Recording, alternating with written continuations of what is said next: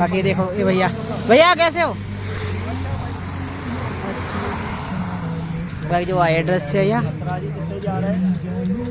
તો અમે છે ને અહીંયા ખાસી વાર આરામ કર્યો આર્મીમાં હતા અને આર્મી રિટાયર્ડ છે આપણા ગુજરાતમાં નોકરી કરીને આવ્યા છે તો જો અમને છે ને ઠંડુ આપીને ગયા બાકી છે ને અહીંયા આવે ને અમે જેટલી સાયકલ નહીં ચલાવતા ને એટલું તો અમે ખાવાનું ખાઈએ છીએ અને છે ને ભાઈએ છે ને ઠંડુ આપી દીધું અને એવું પણ કીધું કે તમારે કંઈ પણ જરૂર હોય તો અમને 100% અમારે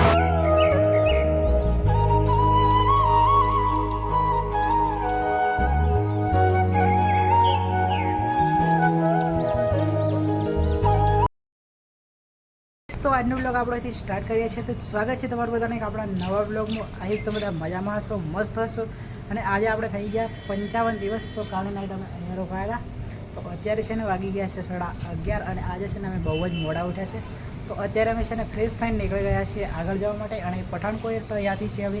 103 કિલોમીટર જેટલું તો સાંજ સુધીમાં આપણે પઠાણકોટ પહોંચવાનું છે બાકી ભાવેશભાઈ છે ને સવારમાં તૈયાર થઈ ગયા છે મૂડમાં નથી આજે કેમ કે ઉઠવું પડ્યું એટલે હોઈ રહ્યું હતું લેટ ઉઠે હવે ઉઠવાનું નામ તો તું નથી લેતો મેં તો કારનો તૈયાર થઈ ગયો ચલો ભાઈ સામાન આપણું લઈ લીધું છે તો ચલો નીકળીએ આગળની બાજુ બાકી આપણે છે ને પઠાણકોટ પહોંચવાનું છે સાંજ સુધીમાં તો આજે છે ને જેટલી બને એટલી સાયકલ વધારે દોડાવવાની છે ગયા હતા ને ત્યાંથી નીકળી ગયો છું મેં અને આવી ગયો છું લગભગ 5-6 કિલોમીટર આગળ પણ છે ને ભાવેશભાઈ પાછળ રહી ગયા છે ચા પીવા માટે ઉભો રહ્યો હતા મેં નીકળી ગયો આગળ તો અત્યારે છે ને આ ટાઈપ જુઓ એકદમ સિંગલ પટ્ટી રસ્તો છે ત્યાંથી જઈએ છીએ અને ભાવેશ પાછળ છે એટલે આપણે સિટી આવી હતી એ સિટી પાર કરી અને આગળ જતો રહ્યો છું મેં તો જો અહીંયાથી છે ને પઠાણકોટ છે 83 કિલોમીટર જંબુ છે 193 કિલોમીટર અને અહીંયા આવી છે આપણી સાયકલ બાકી હજી ભાવેશભાઈ છે ને પાછળ ભાવેશભાઈ છે ને આમ ઉભા રહેલા રોડની સાઈડમાં હું આગળ આવતો હોય ભાવેશ આવશે પાછળ બાકી આપણે છે ને અહીંયા ઉભા રહીએ થોડી વાર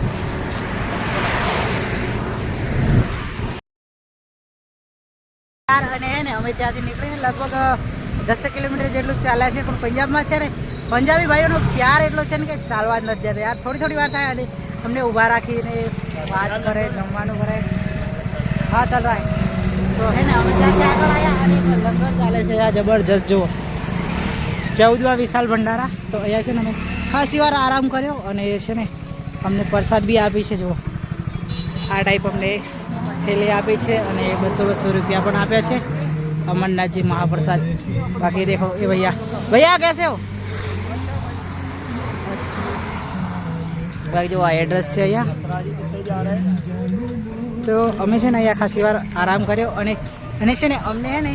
અમરનાથ જવાનું છે ને તો અમને ત્યાં પણ એમનો એક ભંડારો ચાલે છે ત્યાં તો ત્યાંનો પણ અમારો કોન્ટેક કરાવી દીધો છે અને ત્યાં અમને છે ને રહેવાનું ને જમવાનું ને બહુ મસ્ત સુવિધા મળી જશે નંબર આપી દીધો છે અને ભાઈ છે ને અહીંના પ્રધાન છે તેમને છે ને નંબર પણ આપી દીધો છે અને અમારું છે ને આગળ કોન્ટેક કરી દેશે અમે ત્યાં જઈશું ને તો અમારું બહુ એટલે બહુ સારી એવી વ્યવસ્થા કરાવી દેશે બાકી ચાલો અહીંયાથી આવી છે ને આપણે નીકળશું આગળની બાજુ જવા માટે તો ચાલો નીકળીએ અહીંયાથી આગળ જવા માટે બાકી જુઓ વરસાદ છે ને થોડો ચાલુ થઈ ગયો છે જુઓ સીટ પણ બેની થઈ ગઈ છે અમે ત્યાં ને અંદર બેઠા હતા ને અમને તો ખબર જ નથી કે વરસાદ આવ્યો છે એમ પણ અત્યારે ખબર પડી બહાર આવ્યા ને તો સીટ બેની જોઈ તો મિત્રો જંબુ હવે છે ને અહીંયાથી છે 160 કિલોમીટર અને પઠાણકોટ છે 50 કિલોમીટર બાકી છે ને અમે જઈ રહ્યા હતા રસ્તાથી હાઈવેથી અને છે ને એક આર્મીમાં હતા અને આર્મી રિટાયર્ડ છે આપણા ગુજરાતમાં નોકરી કરીને આવ્યા છે તો જો અમને છે ને ઠંડુ આપીને ગયા બાકી છે ને અહીંયા આવે ને અમે જેટલી સાયકલ નહીં ચલાવતા ને એટલું તો અમે ખાવાનું ખાઈએ છીએ અને છે ને ભાઈએ છે ને ઠંડુ આપી દીધું અને એવું પણ કીધું કે તમારે કંઈ પણ જરૂર હોય તો અમને 100% અમારે કંઈ જ જરૂર નથી કેમ ખબર છે તો પંજાબમાં છે ને અમે જેટલું ચાલતા નથી એટલું તમને ખાવાનું ખવાડે છે થોડી વારમાં છે ને જે મળે એવું પૂછે શું ખાવું છે શું ખાશો શું પીશો એટલે છે ને અમને એવું લાગે કે અમે ગુજરાતમાં આવી ગયા હોય બાકી છે ને પંજાબમાં બહુ જ પ્રેમ મળે છે અને જઈ રહ્યા છે હવે પઠાણકોટ સાઈડ તો પઠાણકોટ છે ને 50 કિલોમીટર છે તો સાંજ સુધીમાં કદાચ જોઈએ છે પહોંચી જવાય જેટલું ચલાય એટલું ચાલીશું બાકી અત્યારે છે ને ભાવેશભાઈ જુઓ ઠંડુ પીવાનું ચાલુ કરી દીધું છે બસ ચલો ભાવેશભાઈ કેવું લાગે છે પંજાબમાં ગુજરાતની ફિલિંગ ગુજરાત યાદ આવે છે અહીંયા છે ને ખવડાવે છે બહુ ભાઈ આપણે ગુજરાતમાં ખવડાવે ને એવું મને કહેતા આપણે ગુજરાતમાં અનક્ષેત્ર લાગે અહીંયા અનક્ષેત્ર લાગે છે ને બીજું પંજાબના લોકો છે ને ભાઈ હોટલમાં જઈને ખવડાવે છે આજે તમને છે ને ભાઈ એ રીતે મતલબ આખી રૂમ આપી હતી તો અમે છે ને એસીમાં ઉતારી 11 વાગ્યા પેલું મહીસાગર અને કેમ છો મારું ગરવી ગુજરાત. તો ગુજરાતથી લેહ લદ્દાખની સાયકલ યાત્રાના આજે થઈ ગયા 55 દિવસ અને અત્યારે અમે છે ને પંજાબમાં છીએ. તો પંજાબમાં છે ને 2 દિવસ થયા છે અમે ખાલી ડાયરેક્ટ જઈએ છીએ હાઈવે ટુ હાઈવે. પણ પંજાબના લોકો એટલા મસ્ત છે ને કે અમને ગુજરાત જેવું લાગે છે. સવારના નીકળ્યા ને એટલું ખવાડે છે ને કે 2 થી 3 વખત તો ખાવાનું ખવાડ્યું છે અને અત્યારે એ પાછું ઠંડુ આપીને ગયા છે ભાઈ. બાકી એને થોડી વારમાં બધા મળે ને બધા હું ખાવું છે, હું ખાશો, હું પીશો. બાકી ગુજરાત જેવું ફિલિંગ થાય છે. બાકી તમે ગુજરાત મસ્ત કમેન્ટ કરી દેજો અને વિડીયોને બધું શેર કરજો. બાકી જય શ્રી રામ, હર હર મહાદેવ. અમે છે ને રોકાઈ ગયા છીએ એક લંગર ચાલે છે ત્યાં અને છે ને પંજાબમાં છે ને થોડી નજીક છે ને લંગર ચાલતા હોય એટલે વાંધો આવે નહીં. અને અત્યારે છે ને અમે અહીંયા રોકાઈ ગયા છીએ મંદિરે. ખાવાનું પણ ખાઈ લીધું છે ને ફોન આપણો છે ને હતું ચાર્જિંગમાં તો અત્યારે આપણે ફોન લીધો છે. બાકી કંઈક આ ટાઈપ મંદિર છે અને અહીંયા છે ને લંગર ચાલે છે બહાર. તો મતલબ અત્યારે તો છે ને આજે લંગરવાળા નથી આવ્યા, આજે મતલબ બંધ હતું પણ છે ને જમવાનું હતું તો આપણે જમી લીધું છે. કંઈક આ ટાઈપ મંદિર છે અને અહીંયા છે ને અમારી સાયકલો મૂકી દીધી છે. જો આ ટાઈપ અહીંયા સાયકલો મૂકી દીધી છે અને કપડાં છે ને બધા ભીના હતા કાલના તો બહાર સૂકવી દીધા છે. બાકી છે ને સામે ત્યાં જે જગ્યા દેખાય છે ને ત્યાં આપણે નાઇટ રોકાવાનું છે. અને અહીંયા છે ને બહાર પોલીસ સ્ટાફ બી રહે છે એટલે અહીંયા મતલબ કંઈ વાંધો આવે એવું નથી કેમ કે બહાર છે ને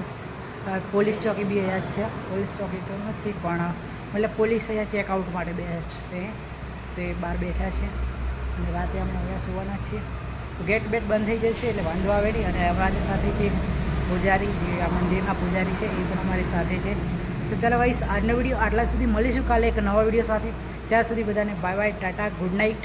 વિડીયો કેવો લાગે કમેન્ટ કરજો અને કંઈ પણ સુધારવા જેવું હોય તો કમેન્ટ કરી દેજો. બાકી વિડીયોને વધુ શેર કરજો અને યુટ્યુબ ચેનલ ઉપર નવા હોય મારી યુટ્યુબ ચેનલને સબસ્ક્રાઈબ કરી દેજો. જય શ્રી રામ, હરે